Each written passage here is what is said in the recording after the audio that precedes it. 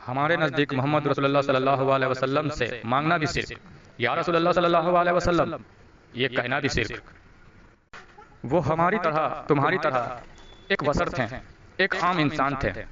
ये कौन कह रहा है? ये मैं नहीं, ये डॉक्टर जाकिर नाइक के अल्फाज हैं। आप यूट्यूब पर सर्च करें और देखें कि नबी पाक सल्लल्लाहु अलैहि वसल्लम से मांगना, या रसूलुल्लाह कहना, डॉक्टर जाकिर नाइक के नज़दीक उसके सोच, उसके अकीदे क्या हैं। लेकिन हम, आप और हर मुसलमान जो हकीकत है उसे नहीं देखते, जो हक है उसे नहीं देखते, जो बातिल है उसे नहीं देखते। हम आप कहते हैं कि डॉक्टर जाकिर नाइक बहुत अच्छा काम कर रहा है, नेक काम कर रहा है, वो लोगों को कलमे पढ़ाता है, लोगों को मुसलमान बनाता है, दायरा इस्लाम में दाखिल करता है। हम आप ये देख रहे हैं, हम आप ये देखते हैं कि वहाबी देवबंदियों के जमात चलते हैं। वो जमातिया लोग लोगों को नमाज की दावत देते हैं, लोगों को दीन की दावत देते हैं। हम आप ये देख रहे हैं कि ये जमातिया लोग बहुत नेक हैं और नेक काम कर रहे हैं। डॉक्टर जाकिर नाइक को नेक समझते हैं और ये जमातिया लोगों को नेक समझते हैं कि ये लोग बहुत नेक काम कर रहे हैं, नमाज की दावत देते हैं, दीन की दावत देते हैं, दीन इस्लाम सिखाते हैं। लेकिन हकीकत इसके बरक्स है। हकीकत से हम मुसलमान अनजान हैं। हकीकत हमारे नबी पाक सल्लल्लाहु अलैहि वसल्लम ने हमारे नज़दीक औलिया इकराम, बुजुर्गों के जरिए, वलियों के जरिए हम तक पहुँचाए हैं। हमारे मौला आका नबी पाक सल्लल्लाहु अलैहि वसल्लम ने हकीकत गौस पाक के जरिए हम तक पहुँचाए हैं। हकीकत ख्वाजा मोइनुद्दीन चिश्ती अजमेरी रहमतुल्लाह अलैह के जरिए हम तक पहुँचाए हैं। हकीकत मौला अली के जरिए हम मुसलमानों तक पहुँची है। जो मौला अली से, जो अहले बैत से चिमट गया, जो उनके करीब हो गया, जो मौला अली के करीब हो गया, जो ख्वाजा मोइनुद्दीन चिश्ती अजमेरी रहमतुल्लाह अलैह की तालीमों से, ख्वाजा गरीब नवाज से करीब हो गया, जो गौस पाक के करीब हो गया, वो हकीकत जानते हैं। और वो जानते हैं दूध का दूध और पानी का पानी। तो हमारे नबी पाक सल्लल्लाहु अलैहि वसल्लम ने हकीकी तालीम मौला अली के जरिए, ख्वाजा गरीब नवाज के जरिए, गौस पाक के जरिए, दीगर औलिया इकराम के जरिए जो पहुंचाई है, वो ये है कि तुम जो और आम मुसलमान जिन आंखों से डॉक्टर जाकिर नाइक को देख रहे हो और उसकी लेक्चरें सुन रहे हो और उसकी तारीफ कर रहे हो, और दिगर वहाबी देवबंदी जो जमात चलती है, जो जमात की तारीफ करते हो और उसे कहते हो कि ये दीन का काम कर रहे हैं, बहुत अच्छा काम कर रहे हैं, तो तुम जिन आंखों से देख रहे हो डॉक्टर जाकिर नाइक को और ये वहाबी देवबंदी के जमातों को, जो जमात चलती है, जो तुम देख रहे हो, तो हमारे ख्वाजा गरीब नवाज ने, गौस पाक ने, मौला अली ने हुजूर पाक की वो तालीम पेश की है कि इसकी हकीकत खोलती है, इन लोगों की हकीकत खोलती है। वो तालीम ये है कि तुम जो आंखों से देख रहे हो, जिन आंखों से देख रहे हो, उस इल्म को कहते हैं इल्मुल यकीन। तुम जिन आंखों से देख रहे हो, जिन कानों से सुन रहे हो और जिस पर तुम अकीदे जमाए हो, जिसे तुम हक जान रहे हो, तुम इल्मुल यकीन के तहत डॉक्टर जाकिर नाइक को हक जान रहे हो, वहाबी देवबंदी जमातों के तबके को भी हक जान रहे हो इल्मुल यकीन के तहत। और इल्मुल यकीन क्या है? इल्मुल यकीन है किताबों से ली गई इल्म, किताबों से हासिल की गई इल्म, और किताबों से ली गई जो इल्म होती है उसमें सरासर तुम धोखे खा जाओगे। वो 100% हक नहीं होती है, क्योंकि किताबों को बहुत ही खूबसूरती से मॉडिफाई किया गया है। और हम किताबों को लेकर चलते हैं, किताबों के तहत, किताबों के दम पर डॉक्टर जाकिर नाइक को हक मानते हैं। वहाबी देवबंदी जमातों के जो चल रहे हैं उन तबकों को, उन ग्रुप को भी हक मानते हैं कि नहीं, अच्छा काम कर रहे हैं। तो ये इल्मुल यकीन है। ये इल्मुल यकीन औलिया अल्लाह ने, बुजुर्गों ने, ख्वाजा गरीब नवाज ने, हमारे नबी पाक सल्लल्लाहु अलैहि वसल्लम ने जो हकीकी इल्म बताए हैं, वो इल्म के दर्जात बताए हैं। पहला तो इल्मुल यकीन, दूसरा है ऐनुल यकीन और तीसरा है हक्कुल यकीन। इल्मुल यकीन उसे कहते हैं किताबों से ली गई इल्म। जैसा कि तुम अल्लाह को देखा नहीं, अल्लाह को जानते नहीं, पर अल्लाह को मानते हो, अल्लाह के सजदे करते हो, उसकी इबादत करते हो, उसकी बंदगी करते हो, तो किस वजह से करते हो? इल्मुल यकीन की वजह से करते हो। वो इल्म सरकार दो आलम सल्लल्लाहु अलैहि वसल्लम की जुमा मुबारक से तुमने सुना, वो इल्म तुमने किताबों में, हदीसों में पढ़े, और उस इल्म के तहत तुम यकीन करते हो, यकीन करके खुदा को सजदे करते हो, उसकी इबादत करते हो, उसकी बंदगी करते हो, इल्मुल यकीन के तहत। लेकिन इल्म के दर्जात हुजूर पाक ने बताए हैं, फरमाए हैं, औलिया अल्लाह ने बताए हैं। इल्मुल यकीन में तुम फंस सकते हो, तुम 110% तुम हक तक नहीं पहुंच सकते हो, धोखे खा सकते हो, इल्मुल यकीन के बाद आ जाते हैं ऐनुल यकीन। इल्मुल यकीन के बाद जो दूसरा दर्जा है, उससे जो बड़ा दर्जा है वो ऐनुल यकीन है, यानी कि तुम आंखों से देखो।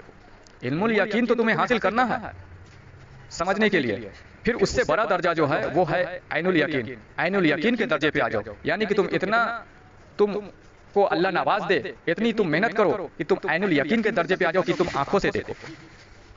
आंखों से देखो, समझो, फिर तुम्हें समझ में आएगा कि क्या हक है क्या झूठ है, क्या हक है क्या बातिल है। जब आंखों से तुमने देख लिया, आंखों से देख लिया, तो फिर उसमें भी 50% चांस है कि तुम हक पर ही हो, 50% चांस है कि तुम गलत साबित हो सकते हो, क्योंकि आंखों का देखा हुआ भी कभी कभी धोखा हो जाता है। आंखों से देखा हुआ भी धोखा हो जाता है। कभी कभी हमारे बीच कोई ऐसा व्यक्ति, ऐसा इंसान, वो लिबास, वो रंग रूप बदल कर आ जाता है, दर हकीकत बाद में पता चलता है कि वो शैतान की औलाद था, वो एक शैतान था। जिस तरह से गिरगिट रंग बदलता है, इसी तरह से हमारे बीच हर इंसान भी अपने रंग रूप बदल कर रह रहे हैं। तो आंखों से धोखा हुआ भी, देखा हुआ भी धोखा हो सकता है। तो 50% सही भी है, 50% धोखा भी हो सकता है। फिर उस ऐनुल यकीन के बाद आ जाते हैं उसके बाद हक्कुल यकीन। हक्कुल यकीन उसे कहते हैं, इल्म का वो आला दर्जा है कि अगर उस दर्जे पे पहुंच जाते हैं तो फिर जो हम आंखों से देख रहे हैं उसको हम और तहकीक करेंगे और मोडिफाई करेंगे, तो पता चलेगा कि इस बंदे के अंदर, जिसे हम देख रहे हैं, इसके अंदर एक शैतान इब्लीस बैठा है। या फिर इतनी तहकीक करके आगे पहुंच जाए कि वे हक को हम पहचान ले कि नहीं, शैतान इब्लीस नहीं है, ये बंदा हक है, ये जो बोल रहा है, ये जो हमारे बीच है, ये हक ही है।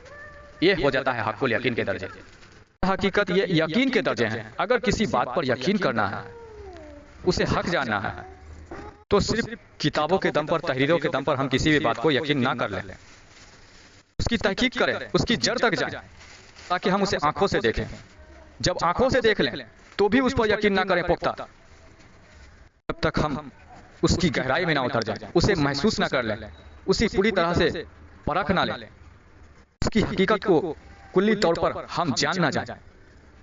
तो ये है सबसे आला दर्जा हक्कुल यकीन का, यानी कि किताबों पे, तहरीरों के दम पर हम किसी भी बात पर यकीन ना करें कि यह हक है, क्योंकि किताबों को, तहरीरों को काफ़ी हद तक मॉडिफाई किया गया है और रद्दो बदल की गई है।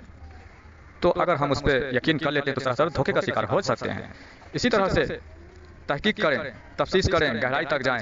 जब पहुंच जाते हैं तो फिर हम ऐनुल यकीन के दर्जे पे पहुंच जाते हैं। फिर आंखों से देखते हैं। जब आंखों से देख लें तो भी उस पर तकिया करके ना बैठें, अकीदे जमा कर ना बैठें कि यही हक है, हमने तो आंखों से देख लिया। उसमें भी शैतान का रूप उस पर्दे के पीछे हो सकता है, अब 50% सच भी हो सकता है। तो उसकी गहराई में भी उतरने की, झांकने की वो इल्म हासिल करें जो औलिया अल्लाह से, वलियों से हासिल होती है। हुजूर नबी पाक सल्लल्लाहु अलैहि वसल्लम ने वही हकीकत तक पहुंचने के लिए तो बातिनी इल्म भी चलाया। हुजूर पाक से दो तरह के इल्म चलिए, एक इल्म जाहिर, दूसरा है इल्म बातिन।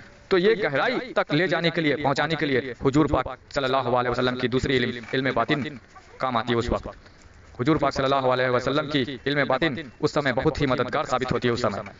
तो ये इल्म बातिन ही हमें काम आती है, हमें हकीकत हमारे सामने पेश करती है। यानी कि इल्मुल यकीन जो है वो जाहिरी इल्म है, किताबों की इल्म है, उससे तो धोखे खा सकते हैं, खा रहे हैं लोग। इल्मुल यकीन के बाद जो लोग हुजूर पाक सल्लल्लाहु अलैहि वसल्लम की बातनी इल्म भी हासिल किए, तो बातनी इल्म हासिल करने से वो और तहकीक करते हैं और गहराई तक जाते हैं, तो फिर पता चलता है कि वो ऐनुल यकीन पे पहुंच जाते हैं। ऐनुल यकीन पे पहुंच जाते हैं तो आंखों से देखते हैं, तो आंखों से देखना भी धोखा हो सकता है। तो हुजूर की बातनी इल्म के दम पर वो और तहकीक करते हैं और गहराई तक जाते हैं और उनके बैकग्राउंड को भी झांक लेते हैं, उनको करीब से महसूस तक कर लेते हैं। किसी भी विषय को, चाहे जाहिर हो चाहे बातिन हो, वो महसूस तक कर लेते हैं। तो फिर वो पहुंच जाते हैं दर्जाए हक्कुल यकीन पर, दर्जाए हक्कुल यकीन पे पहुंच जाते हैं। तो फिर उस समय वह आवाज़ें बुलंद वो कहते हैं कि हमने जो देखा, जो सुना, वो हक को ही देखा, हक को ही सुना। ये बंदा गलत नहीं है, ये अल्लाह वाले गलत नहीं हैं।